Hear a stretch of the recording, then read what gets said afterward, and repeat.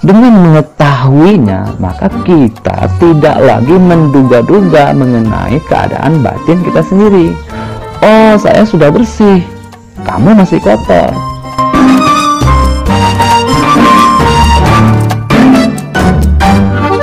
Bismillahirrahmanirrahim. Assalamualaikum warahmatullahi wabarakatuh. Alhamdulillah wahdah, wassalatu wassalamu ala rasulillah, amma ba'du.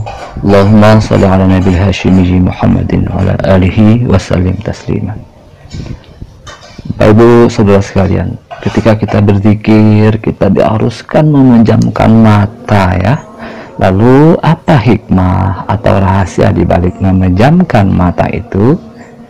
Hikmahnya adalah dengan memejamkan mata itu kita masuk ke dalam ruang batin kita sendiri.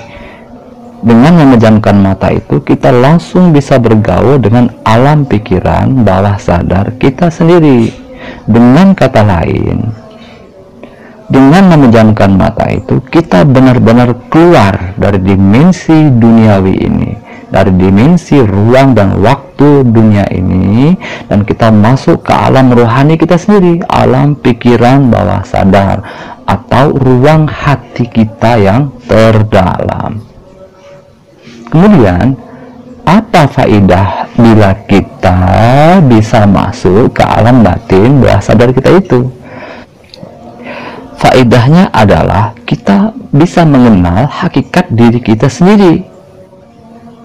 Jadi dengan memejamkan mata itu, kita benar-benar akan bisa bergaul, akan bisa mengenal hakikat diri kita yang sesungguhnya. Di dalam sebuah hadis yang sering kita dengar, misalnya ya, man arafa nafsahu faqad arafa rabbah. Siapa yang mengenal dirinya, dia akan mengenal Tuhannya. Mengenal diri. Bagaimana cara kita mengenal diri itu? Caranya adalah kita duduk diam dengan memejamkan mata, yaitu sekitar 10 menit misalnya ya. Maka nanti kita akan mengetahui sendiri bagaimana hakikat diri kita yang sesungguhnya. Kalau kita tidak memejamkan mata, kita tidak akan bisa masuk ke ruang batin kita. Kita tetap bergaul dengan alam nyata ini. Jadi dengan memejamkan mata itulah kita baru bisa masuk kepada suatu dimensi kehidupan yang bersifat rohani. Dengan memejamkan mata, kita benar-benar keluar dari alam sadar kita. Kita keluar dari alam yang terlihat ini. Bapak Ibu sekalian yang berbahagia, keadaan ini sama dengan kita baru beli rumah baru. Maka tentu kita ingin dong ya mengetahui keadaan di dalam rumah kita itu. Bagaimana cara kita mengetahui keadaan rumah yang baru kita beli itu? Caranya adalah kita masuk ke dalam rumah itu. Setelah kita masuk, maka kita akan mengetahui persis bagaimana keadaan dalam rumah itu. Oh, ternyata di dalamnya kotor, banyak sampahnya, banyak kotorannya, berantakan. Lalu kemudian ya kita bersihkan, ya kita tata, kita rapikan. Kenapa? Karena kita sudah masuk ke rumah itu dan mengetahui bagaimana kekotoran dan keberantakan yang ada di dalamnya. Demikian juga ketika kita ingin mengetahui keadaan rumah batin kita. Berapa lama kita hidup di dunia ini? Tahu tidak kita bagaimana rumah batin kita itu? Jangan-jangan kita tidak pernah masuk ke rumah batin kita sendiri, karena kita tidak mengetahui caranya. Oleh karena itu, bila kita ingin mengetahui keadaan rumah batin kita itu, ya kita harus memejamkan mata. Dengan memejamkan mata, kita masuk ke ruang batin kita yang terdalam, dan kita bisa mengetahui sendiri bagaimana keadaan rumah batin kita itu sesungguhnya. Oh, ternyata rumah batin kita kotor. Ya kita bersihkan. Oh, berantakan. Ya kita rapikan. Karena kita sudah bisa mengetahui secara persis, secara hakul yakin. Nah, mungkin muncul sebagian pertanyaan kita ya, Ustaz, mana kotoran batin itu? Jadi di alam dunia nyata ini kita mudah ya untuk mendeteksi sampah atau kotoran yang terdapat di dalam rumah kita. Akan tetapi, bagaimana wujud sampah atau kotoran di rumah batin kita? Sampah atau kotoran di rumah batin kita itu adalah memori-memori bawah sadar yang bermunculan begitu saja di langit pikiran kita ketika kita duduk diam memejamkan mata tadi itu. Jadi, kotoran batin itu adalah memori-memori bawah sadar yang bermunculan sendiri.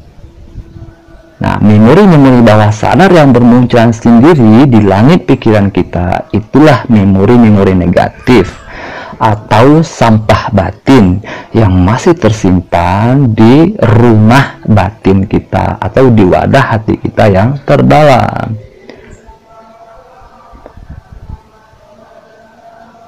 Tentu saja ada banyak memori di dalam hati kita ini ya, di dalam batin kita itu. Akan tetapi, memori seperti apa yang disebut sebagai kotoran batin? Nah, sekali lagi, yaitu apabila memori itu muncul sendiri ya, Bapak Ibu. Ini ciri khasnya. Jadi, ciri memori negatif itu bila memori itu muncul sendiri tanpa kita kehendaki dan tanpa kita sadari. Ketika kita pikir atau duduk diam tawaju yang lama, maka memori yang bermunculan sendiri itulah yang disebut dengan kotoran batin kita sendiri. Aduh, pikiranku kemana-mana, Ustaz. Ketika sholat, ketika zikir, ketika duduk diam tawaju, hati ngablu kemana-mana, kata Pak Sahabah ya, ke masa lalu, ke masa depan. Dan kita tidak bisa mengendalikannya, tidak bisa menghalang-halangi agar memori itu tidak muncul sendiri begitu saja di langit pikiran kita. Maka memori inilah yang merupakan memori negatif atau kotoran batin yang masih tersimpan di dalam wadah hati kita. Jadi bila kita merasa gelisah, tidak tenang hatinya, mudah marah, mudah tersinggung, mudah berpikir negatif, dan lain sebagainya, maka coba kita duduk diam, tawajuh lah mungkin ya. Duduk diam, tawajuh sejenak dalam rangka 10 menit misalnya, tetapi dengan memejamkan mata supaya lebih maksimal. Maka kemudian coba kita perhatikan memori apa yang muncul sendiri begitu saja di langit pikiran kita. Maka memori itulah yang telah menyebabkan hati kita menjadi resah dan gelisah. Kehidupan kita tidak bahagia, emosi kita tidak stabil, mudah tersinggung, mudah marah, dan sebagainya. Jadi sampai di sini luar biasa ya Bapak Ibu sekalian. Jadi dengan memejamkan mata itu, kita akan tahu sendiri bagaimana keadaan rumah batin kita yang sesungguhnya. Dengan mengetahuinya, maka kita tidak lagi menduga-duga mengenai keadaan batin kita sendiri. Oh, saya sudah bersih, kamu masih kotor. Tidak, kita tidak akan menduga-duga atau mengaku kita sudah bersih batinnya. Tidak ya, karena kita sekarang sudah mengetahui cara paling jitu dan ampuh untuk mengetahui keadaan batin kita yang sesungguhnya. Aduh Bapak Ibu sekalian ya, kalau kita mengetahui ilmu ini betapa batin kita ini masih sangat kotor ya. Aduh, masih jauh banget kita itu dari bersih ya. Ketika sholat, pikiran kita ke mana-mana. Zikir, pikiran kita ke mana-mana. Apalagi duduk diam tawajuh yang lama sambil memejamkan mata. Wah, itu kita bisa tahu persis betapa banyak kotoran batin kita itu. Maka kemudian ketika belajar di kelas, kita susah fokus, pikiran kita ke mana-mana. Ketika kita sedang dalam sebuah perkumpulan, diskusi, kita susah fokus. Kita susah untuk bijaksana mendengarkan apa yang disampaikan oleh orang lain, karena kita diganggu oleh pikiran-pikiran bawah sadar kita sendiri. Kita sangat susah fokus, susah untuk khusyuk, susah untuk hudur. Kita sangat susah untuk menyadari kekinian. Kita sangat susah untuk realistis. Badan kita sudah di masjid, tapi pikiran kita ke mana-mana. Badan sudah di rumah bersama anak dan istri, tapi batin kita masih ketinggalan di kantor, masih melekat pada HP Android, sehingga kita tidak bisa menikmati kebersamaan bersama keluarga, karena kita terus-menerus diganggu, dikendalikan, atau dipengaruhi oleh kotoran-kotoran batin kita sendiri yang masih tersimpan di hati bawah sadar kita. Kemudian Bapak Ibu sekalian, setelah kita mengetahui rumah batin kita itu kotor, apa yang kita lakukan? Ya, kita membersihkannya. Sama seperti rumah kita ya, kotor ya, kita sapu-sapu. Lalu apa alat untuk membersihkan batin? Alat untuk membersihkan hati kita yang kotor itu, alatnya adalah sebagaimana yang direkomendasikan oleh baginda Nabi SAW, yaitu zikir kepada Allah. Jadi dengan memejamkan mata, kita masuk ke ruang batin kita, dan dengan zikir kepada Allah, kita membersihkan rumah batin kita itu. Karena memang, bagaimana mungkin kita bisa membersihkan rumah kita dari luar rumah? Kita membersihkan rumah dari luar rumah, tidak mungkin ya. Kita sudah bawa sapu untuk membersihkan rumah kita, tetapi kita masih di luar rumah, kita tidak masuk ke dalam rumah kita. Tidak mungkin kita bisa membersihkan rumah kita. Kita harus masuk ke rumah kita itu dan bergaul dengan segala kotoran di dalamnya, dan membersihkan kotoran-kotoran yang ada di dalamnya. Demikian juga kita ingin membersihkan rumah batin kita, tidak bisa kita membuka mata, agak susah.